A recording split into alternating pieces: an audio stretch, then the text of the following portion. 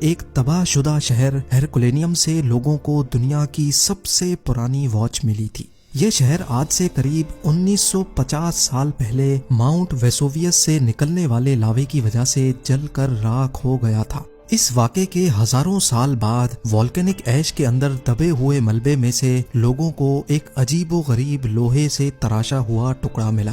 اس کی سائز اتنی چھوٹی تھی کہ یہ آرام سے پاکٹ میں بھی فٹ آ سکتا تھا۔ پہلے تو کسی کو بھی اس کا مقصد سمجھ نہیں آیا، لیکن پھر کئی سالوں کے بعد رومن آرکیولوجسٹ نے اس کا اصل مقصد ڈھونڈ ہی لیا۔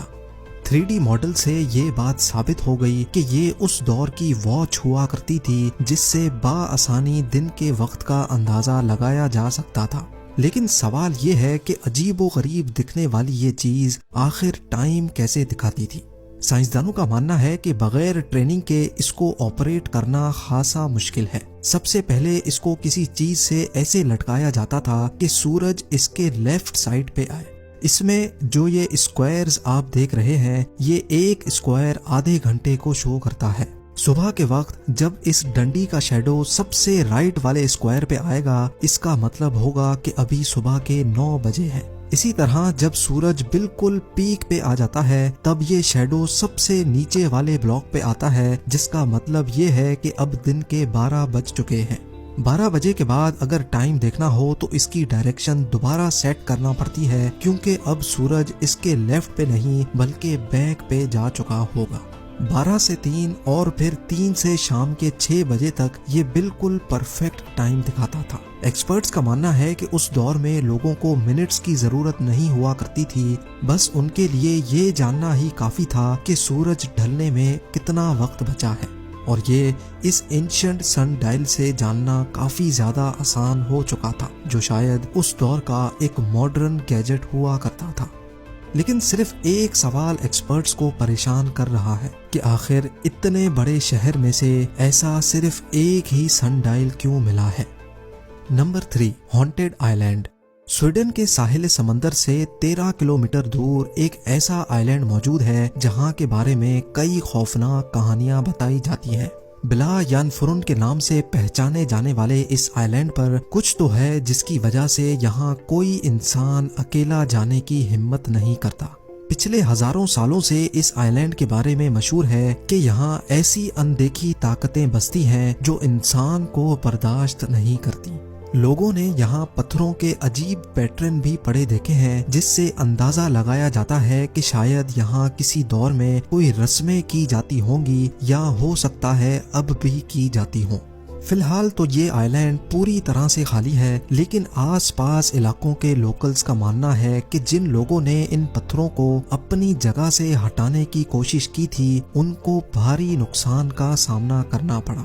2014 میں آرکیولوجسٹ کی ایک ٹیم نے اس آئی لینڈ کا دورہ کیا، اور مختلف ٹیسٹ کرنے کے بعد جو رزلٹ ان کے سامنے آیا وہ واقعی کافی زیادہ حیران کن تھا۔ جی ہاں، ان پتھروں کے علاوہ یہاں 2 غاریں بھی ہیں جہاں کافی کچھ ایب نارمل دیکھا گیا۔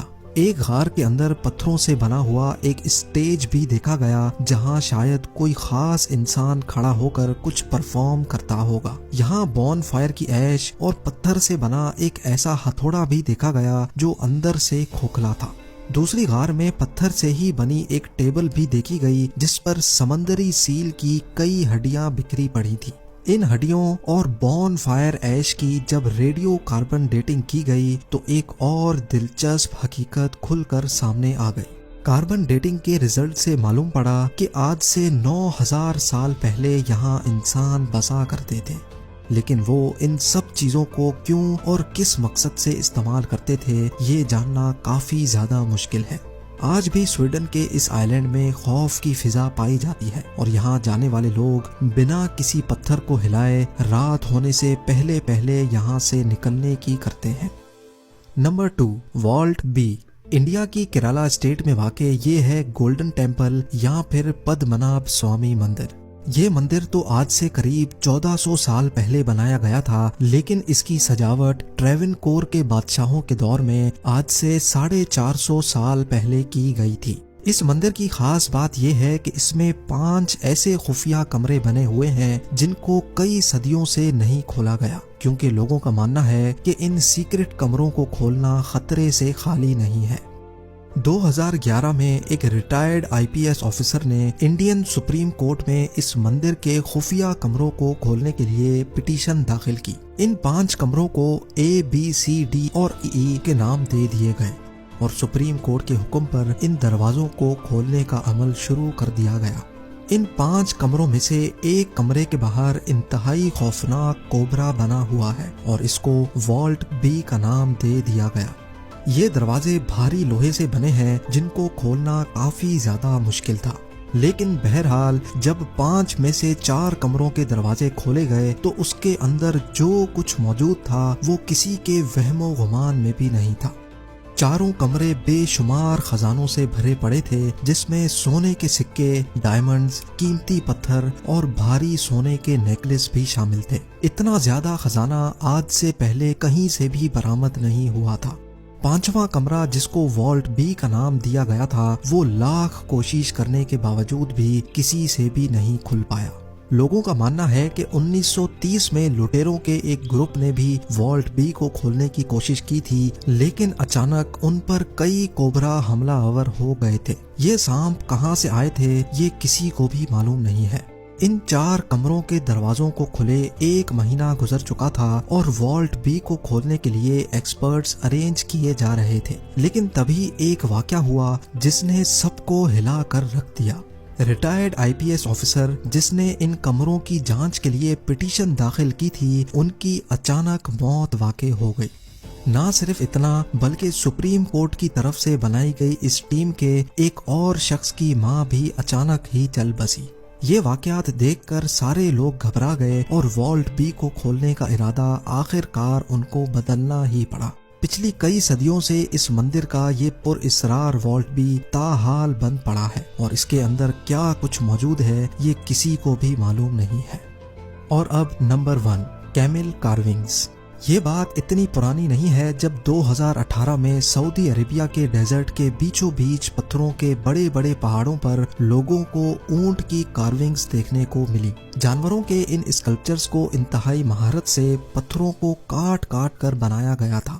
کئی سالوں تک ریت کے بڑے بڑے ٹیلے ان پہاڑوں پر پردہ ڈالے ہوئے تھے، لیکن وقت کے ساتھ جب سینڈ ڈیونز نے اپنی جگہ بدلی تبھی یہ حیران کن منظر بے نقاب ہوا۔ ابھی تک ان بڑے بڑے اسکلپچرز کا کوئی مقصد تو ظاہر نہیں ہو سکا، لیکن ریسرچرز کا ماننا ہے کہ شاید یہ کسی دور کے خانہ بدوش قبیلوں کا کوئی خاص میٹنگ پوائنٹ ہوا کرتا تھا۔ کیونکہ یہاں سے کوئی آرگینک میٹر نہیں مل پایا، اسی وجہ سے یہ جاننا کافی مشکل ہو رہا تھا کہ آخر یہ شاہکار کب اور کیوں بنایا گیا تھا۔ پتھروں کے ایروجن پیٹرن سے یہ اندازہ لگایا گیا کہ یہ کیمل اسکلپچرز آج سے قریب 7 سے 8 ہزار سال پرانے ہیں۔ اس نئی تحقیق نے ایکسپرٹس کو مزید سوالوں میں الجھا کر رکھ دیا، کیونکہ جیولوجسٹس کے مطابق یہ ڈیزرٹ 7000 سال پہلے ڈیزرٹ ہی نہیں ہوتا تھا۔ یعنی یہ پہاڑ جو ابھی کافی زیادہ ریت کے اندر دھسے ہوئے ہیں، جب یہ ریت نہیں ہوا کرتی تھی تو ظاہر ہے یہ پہاڑ بھی کافی زیادہ اونچے تھے۔ تو آخر اتنی زیادہ ہائٹ پر جا کر اتنی محنت سے یہ کام کیسے انجام دیا گیا ہوگا؟ یہ سوال ابھی تک ریسرچرز کے لیے پہیلی بنا ہوا ہے۔ امید ہے زیم ٹی وی کی یہ ویڈیو بھی آپ لوگ بھرپور لائک اور شیئر کریں گے۔ آپ لوگوں کے پیار بھرے کامنٹس کا بے حد شکریہ۔ ملتے ہیں اگلی شاندار ویڈیو میں۔